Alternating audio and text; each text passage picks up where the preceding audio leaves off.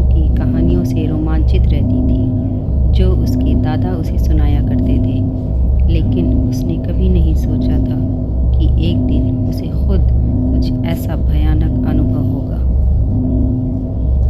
ये एक अंधेरी और तूफानी रात थी और एमिली घर में अकेली थी।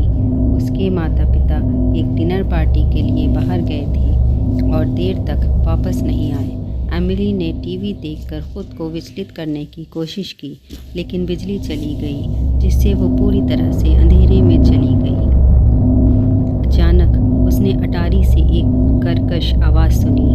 वो हमेशा अटारी से डरती थी और इस आवाज़ ने उसके दिल की धड़कन बढ़ा दी। एमिली ने धीरे धीरे चरमराती सीढ़ियों से अटारी की ओर अपना रास्ता बनाया। जैसे ही उसने दरवाज़ा खोला, उसने कुछ देखा जिससे उसका खून ठंडा हो गया।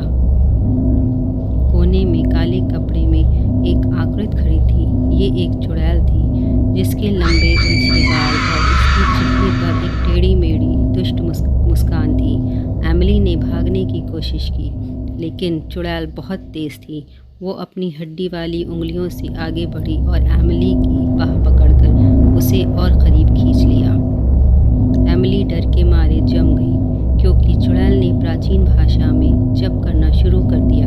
अचानक अटारी का दरवाज़ा खुल गया और एमिली के माता पिता दौड़कर अंदर आए। उन्हें लगा कि कुछ गड़बड़ है और वे जल्दी घर आ गए थे। चुड़ैल ने उनका सामना किया। उसकी आंखें गुस्से से चमक उठी, लेकिन एमिली के माता पिता साधारण लोग नहीं थे। वे जादू टोने के विशेषज्ञ थे और वे जानते थे कि इस तरह की स्थिति से कैसे निपटा जाए। उन्होंने अपनी छड़ी निकाली और चुड़ैल पर जादू करना शुरू कर दिया, जो उनकी आंखों के सामने सिकुड़ने और मुरझाने लगी। अंत में चुड़ैल हार गई और एमिली के माता पिता अपनी भयभीत बेटी को आराम देने के लिए दौड़ पड़े।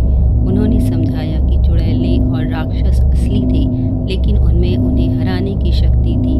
उस दिन से एमिली ने बहादुर बनना सीखा और अपने डर को कभी भी अपने ऊपर हावी नहीं होने दिया। और जहाँ तक जादू टोना की बात है, उसने उस नगर में फिर कभी किसी को परेशान नहीं किया।